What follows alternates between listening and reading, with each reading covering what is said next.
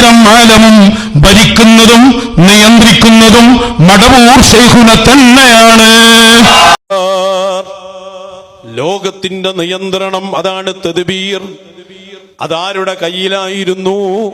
മഹാനരായ മടവൂർ ശൈഖുന. ഇന്നും അവരുടെ കയ്യിലാണ്.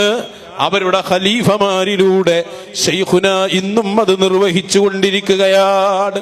മടവൂർ ശൈഖുനായുടെ പിൻഗാമിയായ അതേ കദമിൽ നിന്ന് ലോകത്തെ നിയന്ത്രിക്കുന്ന നമ്മുടെ പ്രിയപ്പെട്ട ശൈഖുന ഉസ്താദ് അവറുകൾ എത്ര പേർക്ക് മക്കളെ കൊടുത്ത് ഈ സദസ്സ് തന്നെന്നല്ലോ.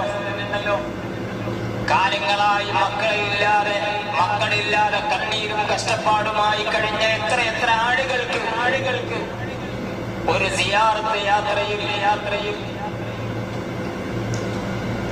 രണ്ടാം മജിദി ഒരു കരിയർ ഷരീഫിന്റെ ഭാഗത്തേക്കൊക്കെയും ഒരു വലിയ സംഘം, അതിൽ കൂടുതലും മക്കളില്ലാത്ത ആളുകളെ മാത്രം തെരഞ്ഞെടുത്തു വർഷങ്ങൾക്കപ്പുറം ഒരു യാത്ര പോയി. അതിൽ മക്കളില്ലാതെ വന്ന എല്ലാ ആളുകൾക്കും ആ യാത്രയിൽ മക്കളെ എഴുതി കൊടുത്തു.